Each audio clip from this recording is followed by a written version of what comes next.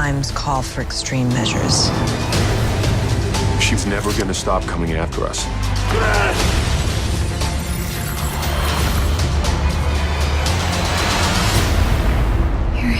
Yeah, really.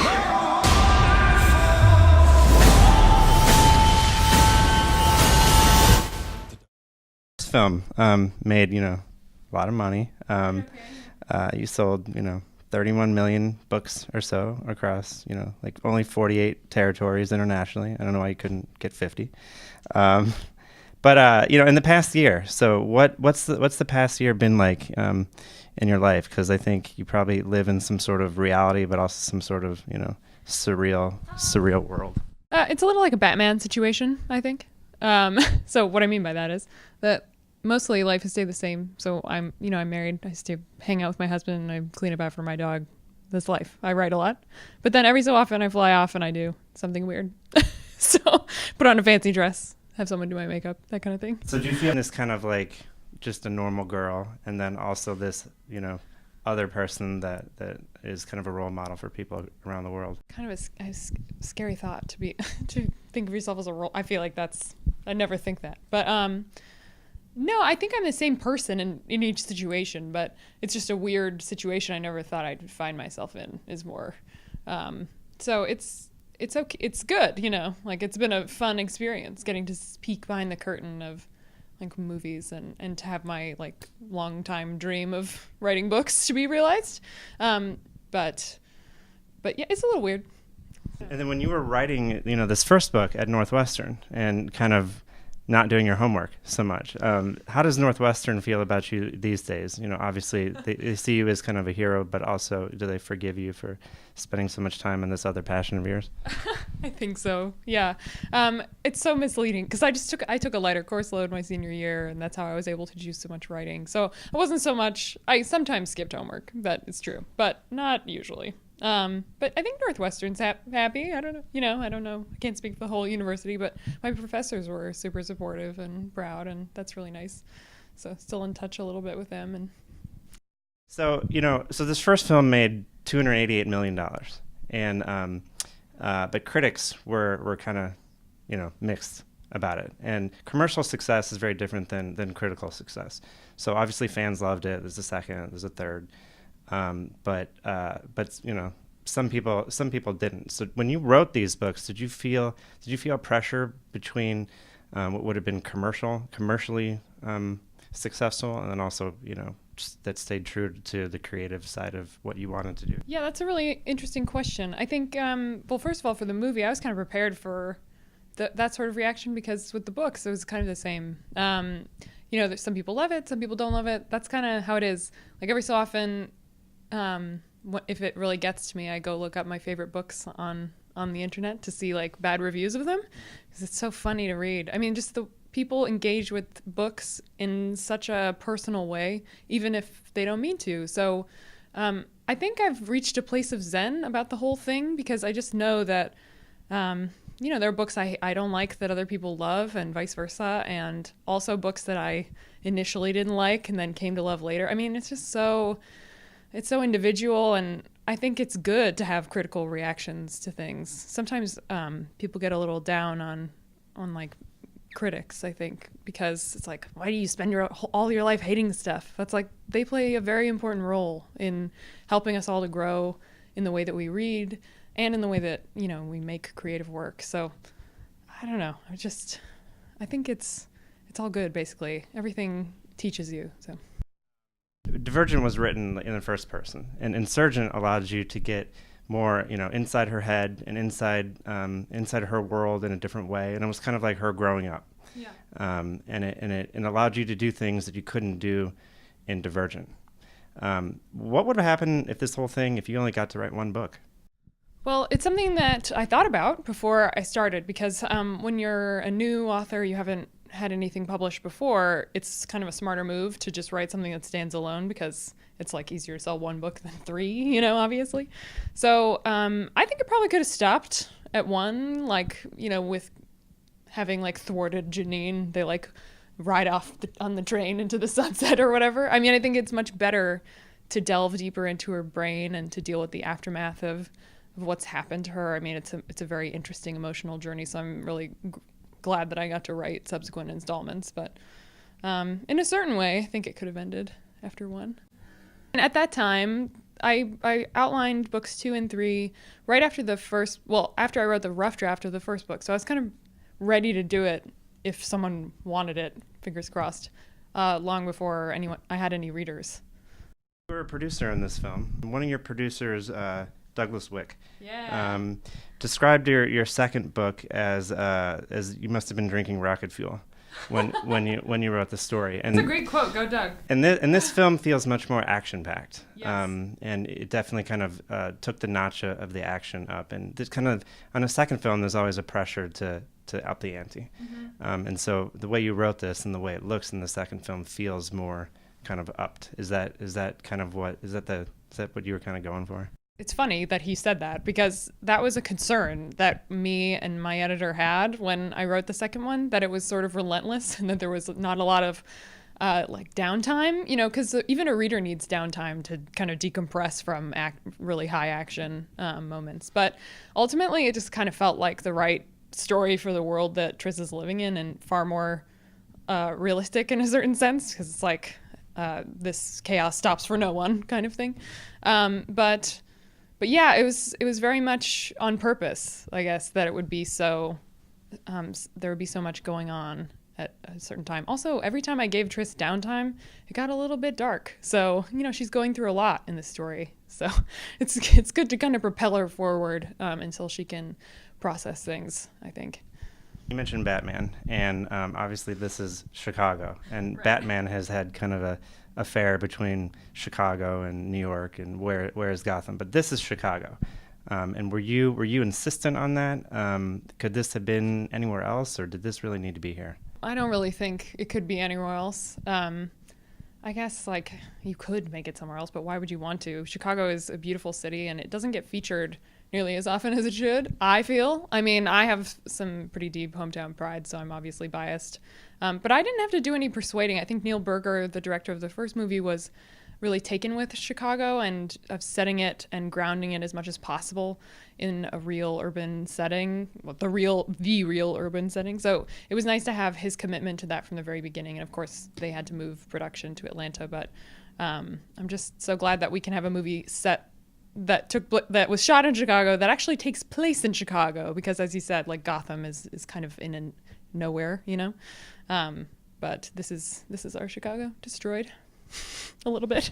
And this second film goes in order to tell the future, it goes into her past, and it's really about unlocking the secrets of her past. And that feels to me kind of like Jason Bourne going back to his past and where he became. And even this poster looks a little Inception-ish. Yeah, a little bit. They wanted to play with perception, I think. Yeah, the whole shatter reality thing. Yeah. Now, so talk to me about the importance of progressing forward in a story by having to go back into someone's past. Ooh, that's a great question. Well, sorry, mulling it over, but I think a lot of the stories that I've gravitated to have done that. I think pulling your mind in two different directions when you're reading a story is one way to keep you really engaged with it. Dystopian fiction by its nature kind of does that. So you're interested in the forward thrust of the narrative, obviously, but you're also interested in how did the world get this way? And so much of who we become depends on where we began. And I think that's especially true for Triss, because she starts in abnegation and is always, no matter what happens, no matter what she chooses, kind of trying to find her way back there. And back to, how her parents brought her up. And those things are so deeply ingrained, and she has to keep engaging with them and figuring out what they mean to her, and how she's going to apply them to her adult life. I think this is something that's really important to like the teenage experience especially, which is something I'm really concerned with, obviously, writing for them. But learning to accept where you came from and letting it mold who you are, but not controlling who you are, is something that's that I find really interesting. In this film, Triss and Theo get a little still PG-13, Yeah. but not 50 Shades yet. But they're definitely a little more intimacy. So that it was obviously teased in the first film, but here in the second one, you really kind of turn up the heat on that. In the second book, that's not really there. That's kind of happens in the third book, book-wise. But I think it works because they're a little older. I mean, they're obviously older. Theo James is not 18. So I think what they were finding is that it felt kind of forced to keep them apart. Like they were trying to like send some kind of message, that's not what the books are about. So that's kind of how, to take the emphasis off of that, I think was smart. Because they're growing together, like as a couple, they're going through some struggles, and it makes sense that they would become closer as a result.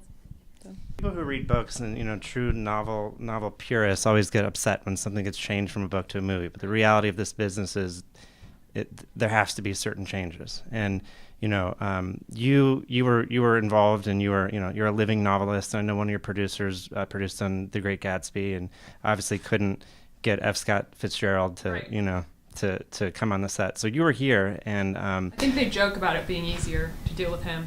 Oh, because he's not alive? Yeah.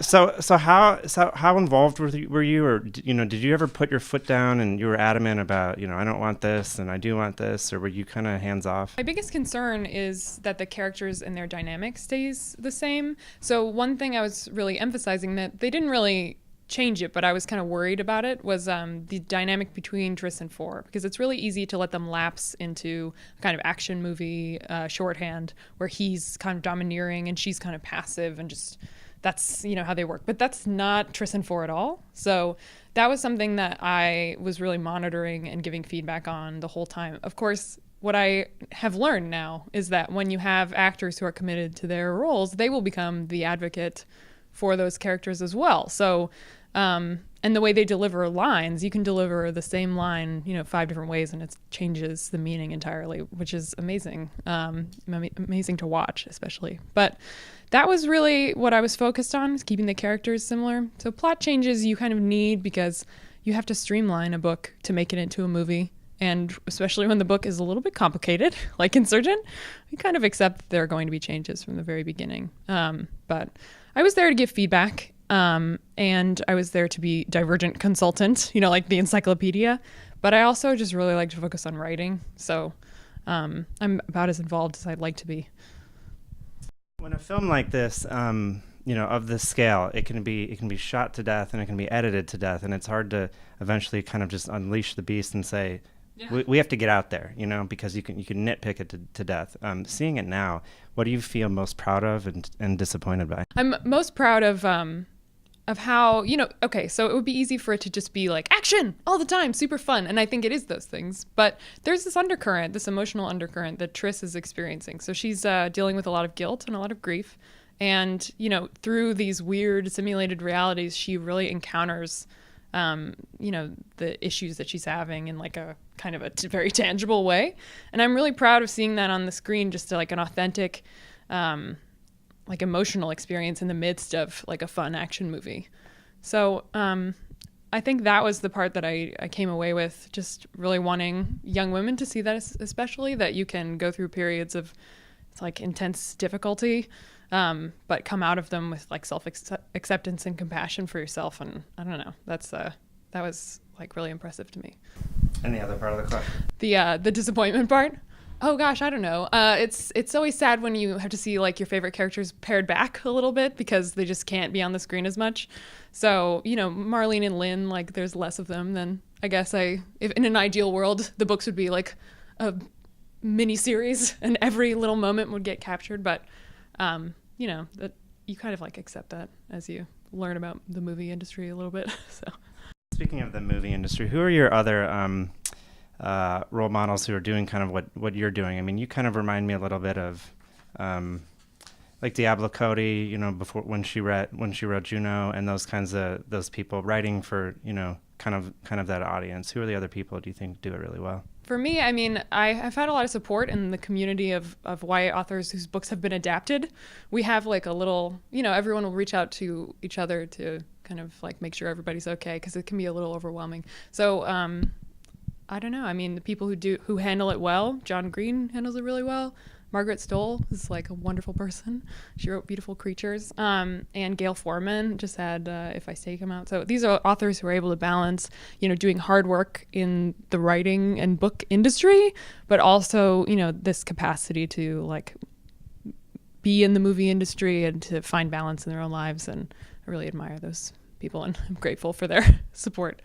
Do you want to stick with novel writing as opposed to screenwriting? Do you not see yourself bridging that gap or eventually trying the other one? I wouldn't rule it out entirely because hopefully life is long.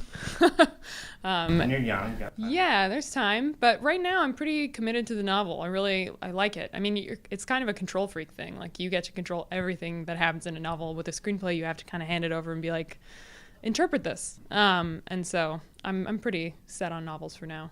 So is it also too that you like being kind of like at the ground floor at the foundation, because you have like a creation, and then the screenplay based on the creation is a creation of a creation, and so you're more like at creating something from nothing. I think that's accurate, which is kind of a scary thing. You want to be like the little god of this little universe and create everything. But I think that's part of the process that really excites me is forming new things from nothingness, like you said. And getting to set the tone, kind of.